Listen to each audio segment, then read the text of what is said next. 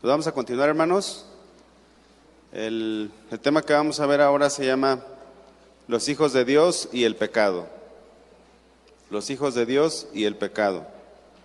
Nos quedamos en Primera de Juan, capítulo 3, versículo 3. Ahí fue donde nos quedamos. Estábamos hablando acerca de la esperanza que tenemos en Jesús y que tenemos que vivir esperándolo. Dice la Biblia, todo aquel que tiene esta esperanza en Él se purifica a sí mismo, así como Él es puro. Y en esta noche vamos a contrastar cómo es que vive un cristiano y cómo es que vive una persona que no conoce a Dios. Entonces, el tema que vamos a ver se llama Los hijos de Dios y el pecado.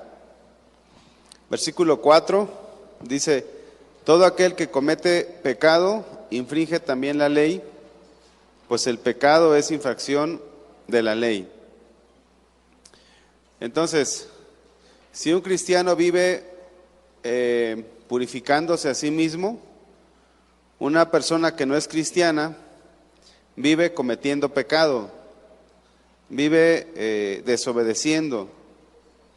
Pecar precisamente es desobedecer, es errar al blanco, en su definición, pero significa transgredir o infringir los mandamientos de Dios. Eso es el pecado. Recordemos que el contexto de esta carta es que precisamente los gnósticos pensaban que la carne por naturaleza es mala y que no importaba lo que hiciéramos con la carne, a final de cuentas serían salvos. Y por lo cual el apóstol Juan habla fuertemente en relación al pecado. Como creyentes no podemos solapar el pecado. Quizás se puede ser paciente con una persona en su carácter, o aún nosotros mismos, nuestro carácter tarda en formarse, tarda en parecerse a Jesús en nuestro carácter. Pero una cosa es nuestro carácter y otra cosa es el pecado. El pecado es algo que ofende totalmente a Dios. Inclusive desde que tenemos o desde que nuestros hijos son pequeños, debemos nosotros enseñarles lo que es el pecado. Hay personas que no les enseñan a sus hijos porque dicen ellos son chicos y ¿qué saben? Pero los niños desde chicos tienen conciencia o van adquiriendo una conciencia respecto a lo que es malo, de lo que es bueno. Así que a nuestros hijos, al igual que a la iglesia, al igual que a todos, se les debe de enseñar a diferenciar entre lo bueno y lo malo, entre lo santo y lo pecaminoso. Y tenemos que llamar al pecado pecado, porque esto es importante, porque el pecado es infracción de la ley, es desobedecer a Dios. Y llamar al pecado pecado nos hace estar más conscientes de la ofensa que podemos hacerle a Dios. ¿Sabían ustedes que hay iglesias que no enseñan en contra del pecado? Hay iglesias que no enseñan en contra del pecado, e inclusive hay iglesias que ni siquiera se menciona la palabra pecado. ¿Por qué? Porque hablar en contra del pecado para muchos es incómodo, inclusive es incómodo para la carne. Pero el apóstol Juan no dudó en denunciar al pecado o el pecado, de modo que los creyentes pudieran diferenciarlo. Entonces, el creyente vive santificándose, purificándose, y las personas que no son creyentes, pues viven pecando. Y dice el versículo 5, y sabéis que Él apareció para quitar nuestros pecados, y no hay pecado en Él. Entonces, de la misma manera como enseñamos acerca del pecado, también debemos de enseñar que solamente Jesús puede quitar nuestros pecados. Solamente Jesús puede darnos un corazón nuevo, puede transformarnos, y de hecho esa es la vida en Cristo, el cambio que Él puede hacer en nosotros. Jesús nos quita el pecado, y esta palabra quitar tiene varias implicaciones. Primeramente quitar, después levantar, después llevarse encima. Esas tres implicaciones tiene la palabra quitar. Y lo podemos ver allí en Isaías 53, vamos a buscarlo. Isaías 53, versículo 6. Esto es muy importante porque de repente, como creyentes o como personas que asistimos a una iglesia, se pueden encontrar con alguien que está practicando el pecado y se dice ser cristiano. Si una persona está practicando el pecado, pues no es cristiana, no ha nacido de nuevo. Porque precisamente Jesús aparece para quitar nuestros pecados. Ahí dice el versículo 6, Isaías 53, 6. Todos nosotros nos descarriamos como ovejas, cada cual se apartó por su camino, mas Jehová cargó en él el pecado de todos nosotros. O sea, Jesús carga con nuestro pecado. Versículo 11. 53:11, verá el fruto de la aflicción de su alma y quedará satisfecho. Por su conocimiento justificará mi siervo justo a muchos y llevará las iniquidades de ellos. Por tanto, yo le daré parte con los grandes y con los fuertes repartirá despojos, por cuanto derramó su vida hasta la muerte y fue contado con los pecadores, habiendo llevado el pecado de muchos y orado por los transgresores. Entonces, la obra que hace Jesús en una persona es muy fuerte, es muy contundente y le da a la persona que le recibe, que se arrepiente, le da el poder de vivir apartado del pecado. Hay otros pasajes que también hablan acerca de esto. Dice, por ejemplo, en Corintios, habla de que al que no conoció pecado, por nosotros lo hizo pecado, para que nosotros fuésemos hechos justicia de Dios en él. Entonces, vemos cómo Juan habla y contrasta la vida de un creyente y la vida de uno que no es. Porque la vida de un creyente es diferente en el sentido de que no practica el pecado, puesto que vive cerca de Jesús. Jesús no tiene ninguna comunión con el pecado, ninguna relación con el pecado. Jesús no pecó y destruyó el poder del pecado, precisamente porque no hay pecado en él. Versículo 6, vamos a regresar a 1 de Juan 3:6. Todo aquel que permanece en él no peca. Y miren, en el diccionario, en el original, los verbos tienen un cierto tiempo y algunos son continuos o activos, lo vamos a llamar de esta manera, y otros no son activos. Miren, por ejemplo, la palabra pecar aquí, todo aquel que permanece en él no peca, el verbo se encuentra en presente activo. ¿Esto qué significa? Que es una acción que está en proceso. Entonces, cuando habla acerca de que el que permanece en él no peca, está hablando de que si alguien permanece unido a Jesús, no practica el pecado, porque este verbo pecar, en este versículo, en el versículo 6, habla de un presente activo, o sea, de algo que es un proceso, que es una práctica. Contrario a 1 de Juan 2:1, vamos a ver la diferencia. Porque les voy a hacer una pregunta, ¿los cristianos pecamos? Sí, pero no practicamos el pecado, ¿verdad? Y esto es lo que dicen estos textos, pero en su original, 1 de Juan 2:1. Hijitos míos, estas cosas os escribo para que no pequéis. Y si alguno hubiere pecado, aquí esta palabra pecado, en el original, está en un tiempo que se le llama aoristo activo. Este tiempo aoristo activo habla de una eventualidad. Entonces, en el original sí está claro, ¿verdad? Pero en el español, en nuestro idioma, pues no es tan claro.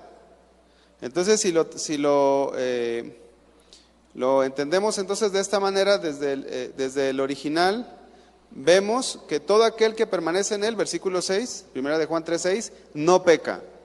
Es decir, no practica el pecado.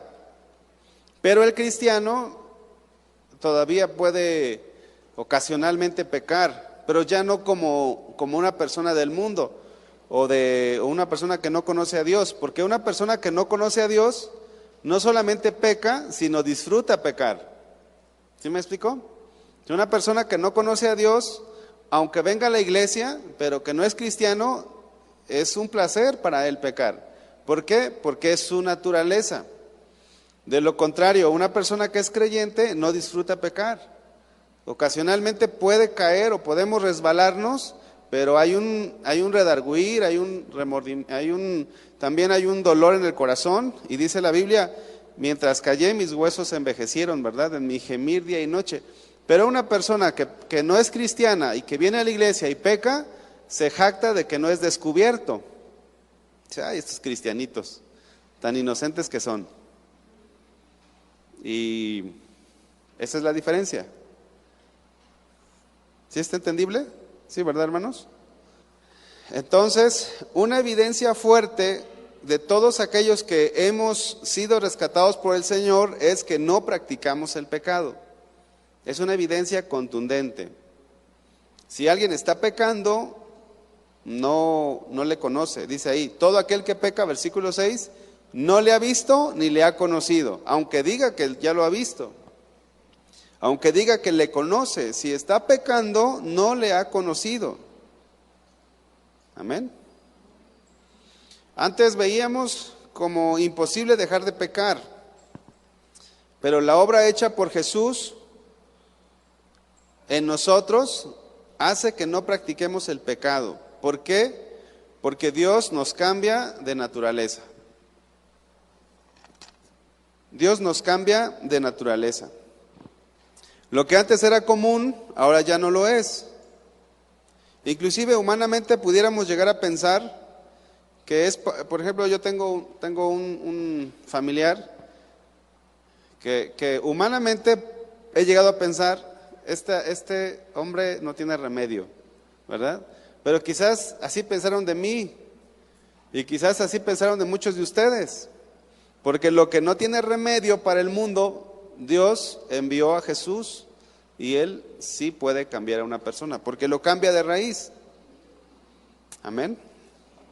Así que usted no pierda la esperanza. Si a lo mejor usted, porque ya se está consagrando al Señor, se le hace muy pecador a aquella persona, pero usted era igual o peor que él o que ella. Y si Dios lo pudo cambiar y me pudo cambiar a mí, pues yo creo que puede. ¿Verdad que puede? El Señor. Y no solamente no pecamos, sino que ahora como consecuencia de estar unido a Jesús, empezamos a dar los frutos del Espíritu, empezamos a parecernos más a Jesús. Esa es la grande diferencia. Dice el Señor, permaneced en mí y yo en vosotros. Como el pámpano no puede llevar fruto por sí mismo si no permanece en la vid, así tampoco vosotros si no permanecéis en mí. Yo soy la vid, vosotros los pámpanos, el que permanece en mí y yo en él, este lleva mucho fruto. Es decir, que no solamente el cristiano deja de pecar, sino que aparte lleva fruto. Hay un cambio, hay una evidencia. Todo aquel que peca no le ha visto ni le ha conocido. Todo aquel, lo traducimos, todo aquel que practique el pecado no le ha visto ni le ha conocido. Esta palabra ver habla de experimentar. No habla tanto de verlo físicamente, sino de experimentar, y habla también de entenderlo. Y la palabra conocer habla de tener una relación con Jesús, de vivir en su presencia. Entonces, yo he conocido a personas que dicen, yo conozco a Jesús. Y pues no, sus hechos pues no es de alguien que sea creyente. Entonces, si alguien se sabe la Biblia, no por el hecho de que sepa la Biblia, significa que ya se arrepintió, que tiene una relación con Jesús. Jeremías capítulo 9, versículo 24, vamos a buscarlo. Jeremías 9, 24. Dice: mas alábese en esto el que se hubiera de alabar, en entenderme y conocerme. Ahí están las dos palabras: que yo soy Jehová, que hago misericordia, juicio y justicia en la tierra, porque estas cosas quiero, dice Jehová. Entonces, tenemos que entender y conocer al Señor. Pero si alguien dice que conoce al Señor y no vive como Cristo vivió, o no practica la verdad, la justicia, entonces no le conoce. Y también es importante aclarar que una persona que le conoce, si apenas le acaba de conocer, pues no va a tener los frutos, ¿verdad?, de un cristiano que ya tiene 10 años o un cristiano maduro. Pero ya está en él, como ahorita lo vamos a ver, la semilla, el poder de Dios, ya inclusive Jesús habita en su corazón, ha sido sellado con el Espíritu, por lo cual tiene la capacidad en un futuro de poder dar los frutos. Pero si una persona tiene 5 años y sigue en lo mismo, pues no hay que engañarle, no es cristiana. A mí me pasó eso. Llegué y escuché una enseñanza como esta y dije, se me hace que no soy. Porque a veces la gente puede tener el lenguaje, puede ser una persona que se congregue constantemente y no ser cristiana, no ser cristiano. ¿Qué es lo que refleja que somos cristianos? Que permanecemos en Jesús y que no practicamos el pecado. Así que no es lo que digamos, sino lo que somos. Y si una persona peca, esa persona es alguien extraña a Cristo. Es decir, no tiene ninguna relación con Jesús. Por eso Jesús en Mateo 7 dijo: entonces les declararé, nunca os conocí, apartaos de mí, hacedores de maldad. Porque eran personas que practicaban el pecado, estaban allí en el pecado. Vamos a 1 de Juan 3:7. Dice: hijitos, nadie os engañe. El que hace justicia es justo como Él es justo. Entonces no debemos de dejarnos engañar, de dejarnos apantallar, ¿verdad? Las personas vamos a ser conocidas por nuestros frutos, no por los dones que tengamos, no por lo externo, no por lo aparente, sino por los frutos, que practiquemos la justicia, como Jesús es justo. Miren, vamos ahí a Mateo 7, versículo 15. ¿Ya llegaron? Mateo 7, 15. Dice: guardaos de los falsos profetas que vienen a vosotros con vestidos de ovejas. O sea, lo externo se parece a una oveja, pero por dentro son lobos rapaces. Entonces, Juan nos habla y nos dice: nadie les engañe. Y el Señor Jesucristo también nos dijo: guárdense de los falsos profetas que vienen a vosotros con vestidos de ovejas, pero por dentro son lobos rapaces. Inclusive puede alguien predicar bien, puede orar bien, hacer milagros, se puede imitar. Yo recuerdo hace un tiempo que vi un video de un niño como de 7 años, una cosa así, no sé si alguien lo vio, y predicaba, ¿verdad? Yo soy medio tieso, ¿verdad? De aquí no me muevo porque no sé que me vaya a caer. Y ese chiquillo estaba aquí, y es que hermanos, y que no sé qué, y que miren, y que arrepientas, y así. predicaba. ¿Sí lo vieron o no? Si no, búsquenle ahí en el Tuyú, dice el pastor Carlos. Y tremendo, ¿no? Pero se puede imitar. ¿Se acuerdan que una vez les platiqué del perico que evangelizó a alguien? Porque era el perico de un pastor y pues escuchaba predicar al pastor y se aprendía los sermones. Entonces, lo único que da garantía, hermanos, son los frutos. Versículo 16, por sus frutos los conoceréis. ¿Acaso se recogen uvas de los espinos o higos de los abrojos? Vean cómo el Señor Jesús hace una pregunta que es muy obvia. ¿Usted algún día, si se sienta debajo de un espino, cree que le caiga una uva? ¿Algún día? ¿Habrá alguna probabilidad? Quizás un 1%, pues no, es algo ilógico. Y Jesús dice esto, ¿acaso se recogen uvas de los espinos o higos de los abrojos?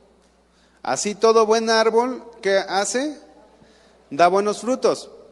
Aunque tarde en dar buenos frutos, pero va a dar frutos.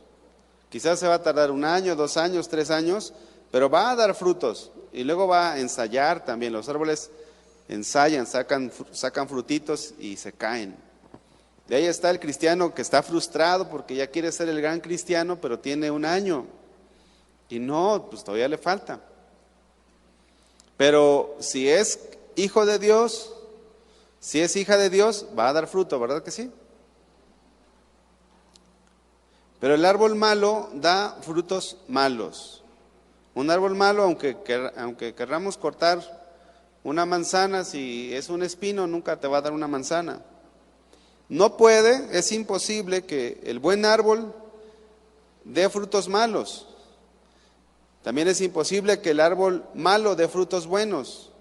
Pero por dentro podemos parecer cristianos, porque ahí dice que vendrán vestidos de ovejas, pero por dentro son lobos rapaces. Todo árbol que no da buen fruto es cortado y echado en el fuego, así que por sus frutos los conoceréis. Se conoce, ¿verdad? Se conoce por los frutos. No sé si ha visto esto que es común, que se está volviendo común. Cristianos que llevan doble vida y mandan un mensaje de WhatsApp a un grupo equivocado. Y dices, ¡ay, ya la regué! ¿Verdad? Ojalá y no hayan aquí. Pero la Biblia habla de que tarde o temprano todo saldrá a la luz. Todo saldrá a la luz. Por eso es que nosotros como creyentes, dice la Biblia que somos del día, no de la noche. Y no escondemos nada. ¿Verdad? Pero los lobos se camuflajean. Pero tarde o temprano sale todo. Vamos ahora a 2 de Timoteo, capítulo 3. Ahí el título de ese pasaje es Carácter de los hombres en los postreros días. Y ahí habla todo lo que estamos viendo ahorita. Pero vamos a leer nada más el 5. 2 de Timoteo 3:5. Dice que tendrán apariencia de piedad, pero negarán la eficacia de ella. A estos evita. Miren, dice en otras versiones, dirán que aman y respetan a Dios.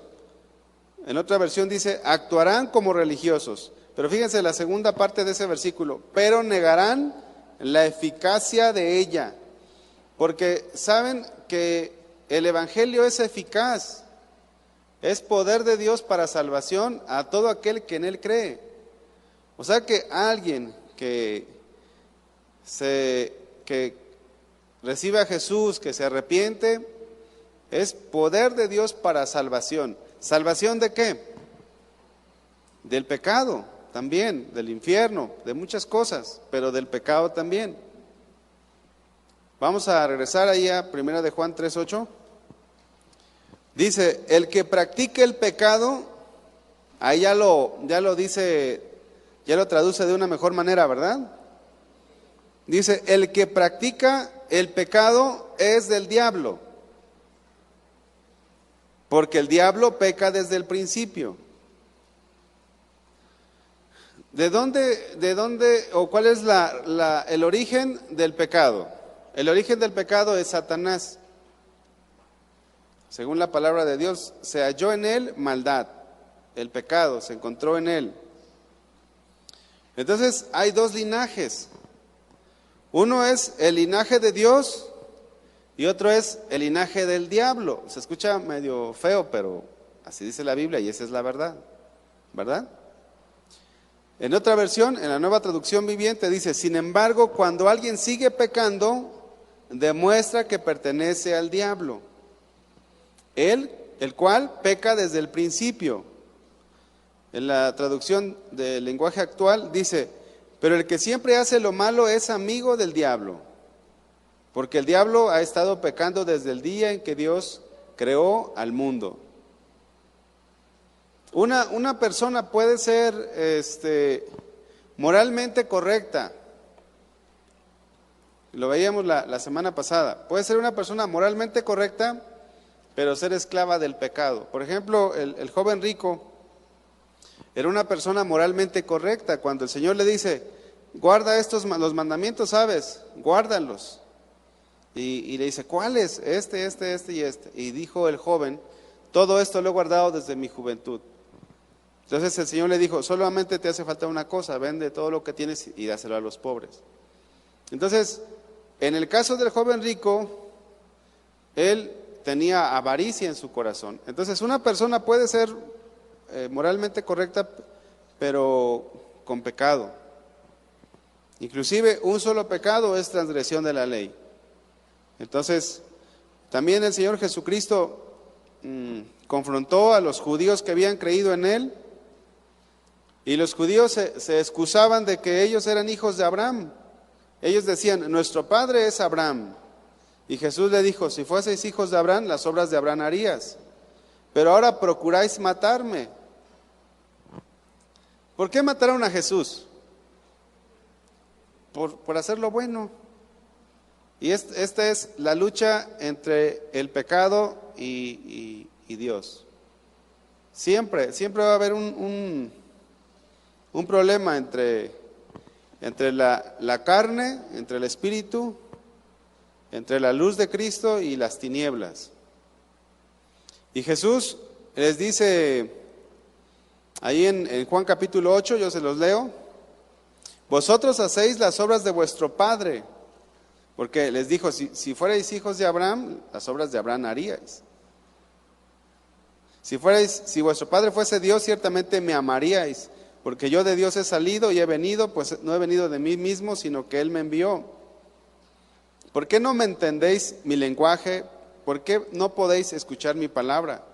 Vosotros sois de vuestro padre el diablo, y los deseos de vuestro padre queréis hacer. Entonces, el origen del pecado es Satanás mismo, por lo que si alguien practica el pecado, pues no puede decirse hijo de Dios, sino hijo del diablo, ¿verdad? Pero para esto apareció el Hijo de Dios, para deshacer las obras del diablo. Entonces no hay excusas. No, el apóstol Juan no estaba dejando excusa. Si alguien está pecando, la respuesta es Jesús, ¿verdad? Y no hay excusa. No es que alguien pueda decir, no, es que Jesús no puede salvarme del pecado. ¿Verdad que puede? Entonces, ¿qué es lo que hace que una persona no deje de pecar? Que no esté arrepentido. Porque dijo Jesús, el que a mí viene, yo no le echo fuera. Porque esta es la razón por la cual vino Jesús al mundo, a destruir todo lo que hace el diablo, a destruir todas las obras de Satanás. Y aquí el contexto de lo que se está hablando es el pecado. Vamos a Colosenses capítulo 2. La obra que Jesús hace en el creyente es destruir en él, en el creyente, el poder del pecado. Nos libera, nos liberta. Así como, ¿se acuerdan ustedes que el pueblo de Israel fue liberado de Egipto? Así Dios nos liberta del pecado. Nos hace nuevas criaturas. Nos da su gracia, nos da su poder para vencer. Dice Colosenses 2:13, y a vosotros, estando muertos en pecados y en la incircuncisión de vuestra carne, os dio vida juntamente con él, perdonándoos todos los pecados. O sea, estábamos muertos, separados en el pecado, pero él nos da vida por medio de su palabra y de su espíritu, perdonando todos nuestros pecados, anulando el acta de los decretos que había contra nosotros, que nos era contraria, quitándola de en medio y clavándola en la cruz. Y despojando a los principados y a las potestades, los exhibió públicamente, triunfando sobre ellos en la cruz. Triunfando sobre ellos en la cruz. Entonces, el poder del pecado ha sido anulado en nosotros. Aunque todavía está el hecho de que podemos fallar, pero ya no como antes, porque antes nos deleitábamos haciendo lo malo. Tú ibas a algún baile o algo, ¿verdad?, del mundo, y no sentías remordimiento estar allí, ni siquiera bailar, ni siquiera tomar. O sea, en ti no había así, ay, qué feo siento por estar tomando. Al contrario, sacabas la billetera y, compadre, yo las pongo ahora, tráiganse más. Y te gastabas toda la quincena, ¿verdad? Pero cuando ya alguien es cristiano y tiene el gen de Dios, la simiente de Dios, va a un lugar, te invita a un tío a una fiesta y no estás cómodo. No estás cómodo. ¿Por qué? Porque Dios está en ti. Estás escuchando música del mundo y dices, híjole, Señor, ay. Y ya nada más comes, ¿verdad? Y te vas. Y ya, bueno, ya comí, ya me voy. Vas, le das un abrazo al cumpleañero o a lo que sea. Ahí nos vemos. Este no es mi lugar. Esa es la diferencia de alguien que ya nació de nuevo. Antes no luchábamos contra el pecado. Ahora ya hay una lucha contra el pecado. A medida de que tú permaneces en Jesús, a medida de que tú te aferras a Dios, permaneces fuerte espiritualmente y no pecas. Esa es la clave para dejar de pecar, para vencer de una vez por todas al pecado, es permanecer en Jesús. El que permanece en mí no peca. Vamos a Hebreos capítulo 2, versículo 14. Dice, Hebreos 2:14, yo se lo leo. Así que por cuanto los hijos participaron de carne y sangre, él también participó de lo mismo, para destruir por medio de la muerte al que tenía el imperio de la muerte, esto es, al diablo, lo destruyó, y librar a todos los que por el temor de la muerte estaban durante toda la vida sujetos a servidumbre. Ya somos libres. ¿Cuántos libres hay aquí? Pregúntale a tu compañero que tienes a un lado, ¿eres libre o todavía practicas el pecado? Versículo 9, vamos a regresar a 1 de Juan 3:9. Dice, todo aquel que es nacido de Dios no practica el pecado. ¿Por qué? Porque la simiente de Dios permanece en él. Ha nacido de nuevo. Tenemos la misma naturaleza de Dios. Tenemos al Espíritu Santo en nuestras vidas. Y esto imposibilita la práctica del pecado. Esto lo imposibilita. Que alguien esté con el Señor, que sea nacido de nuevo. Volvemos a lo mismo, no que un cristiano no falle, pero ya el pecado no es una práctica habitual, es cuestión de naturaleza. ¿Se acuerdan de la naturaleza del cerdito que les platicaba la otra vez? Que regresando a su casa y se echó un clavado en el lodo. Fíjense que cuando yo era chico, mi papá tenía ovejas y me tocaba cuidarlas y teníamos pues un tejabán, pero la mitad del tejabán, la mitad del corral o menos de la mitad del corral tenía tejabán y la otra estaba abierta. Y ahí en Chiapas, de donde yo soy, llueve mucho. De hecho, ahorita ya está lloviendo. Entonces, lo que sucedía es que se hacía un lodazal en el corral. ¿Saben qué hacían las ovejitas? Buscaban la parte más seca. Y con tal de no ensuciarse, no se echaban durante la noche. Pobrecitas, ¿verdad? O sea, ahí se quedaban paraditas y no se echaban porque se les ensuciaba la lana. Esa es la naturaleza de una oveja, en lo natural. La naturaleza de un cerdito, ¿qué es? No, hace más lodo, ¿verdad? Sí, y si le echas más agua, hace más lodo. Es cuestión de naturaleza. Cuando una persona nace de nuevo, tiene todo el potencial de ser un tremendo hijo de Dios. Entonces todos ustedes, yo, tenemos un potencial de ser unos tremendos hijos de Dios. ¿Cómo ven? Qué tremendo, ¿verdad? Ay, es que yo no sé predicar. Yo sé que no sabes predicar, pero tienes el potencial para predicar. Y es que yo no sé evangelizar y yo orar por alguien no, pero te vas a parecer a tu Padre. Te vas a parecer al Señor Jesús. Ahorita me acaban de mandar una foto de la nieta del profe, el pastor Adrián. A lo mejor yo creo que no va a venir. Está de manteles largos, cumplió años y aparte hoy nació su nieta. La misma cara del profe, le dije a mi esposa. Ay, no. Yo no lo dije, no, está bonita la niña. Sí,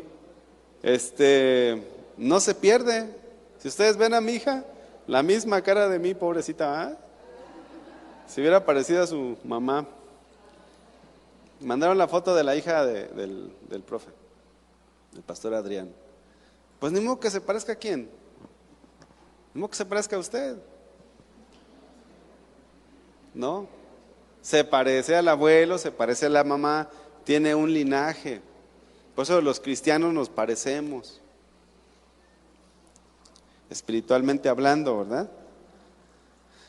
Si tú tienes padres con genes de deportistas, de X deporte, tus hijos van a salir con esos genes.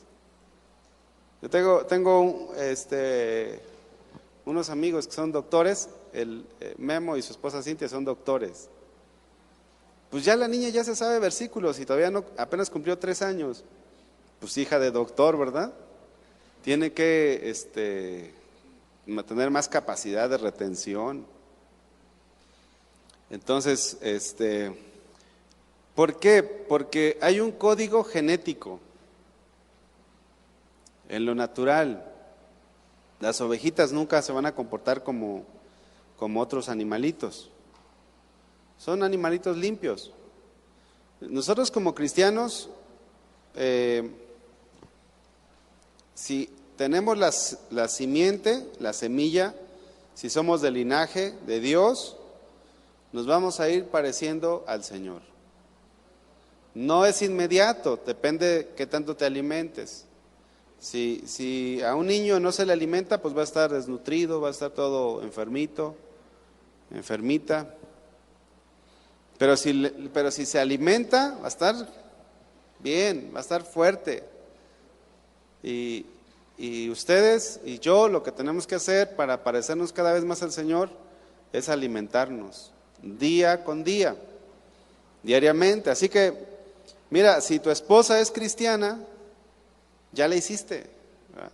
Si tu esposo es cristiano, ya, gracias a Dios, que no es el hombre súper glorificado, ¿verdad? O no somos los hombres así súper cambiados, pero tenemos la posibilidad, porque tenemos los genes del Señor. Vamos a llegar a la meta. ¿Cuántos quieren llegar a la meta? Parecernos hasta que todos lleguemos a la estatura del varón perfecto, Jesús. Entonces, tenemos que alimentarnos. Si alguien realmente nació de nuevo, va a dar frutos. Se van a ver en ti, van a ser evidentes.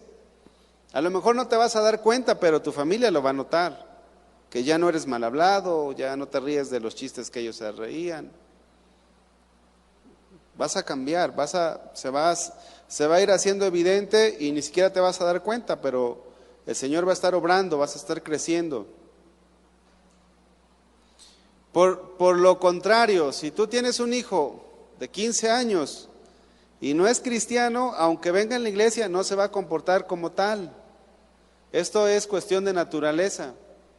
Entonces, no queramos que nuestros hijos o nuestros familiares se comporten como cristianos si no han nacido de nuevo. Ahí también uno tiene que ser no tolerante al pecado, pero sí saber que mientras no nazca de nuevo no va a haber un cambio real. Y es que, hijo, ¿por qué no eres como tal hermanito? Pues no ha nacido de nuevo. Entonces hay que ser pacientes también. ¿Qué es lo que podemos hacer? Orar para que llegue el momento en que nazcan de nuevo. Lo mismo sucede con los grupos de autoayuda o de ayuda, como Alcohólicos Anónimos, Drogadictos Anónimos, los centros de rehabilitación. Si no nacen de nuevo, no va a haber un verdadero cambio. Va a ser nada más un cambio superficial. Puede que deje de tomar. En Alcohólicos Anónimos yo he conocido gente que ha dejado de tomar, pero lo mujeriego no se le quita, lo mal hablado no se le quita. Nada más fue una sola ramita que le están podando ahí, pero no ha habido un cambio de raíz. Y así en todas las áreas.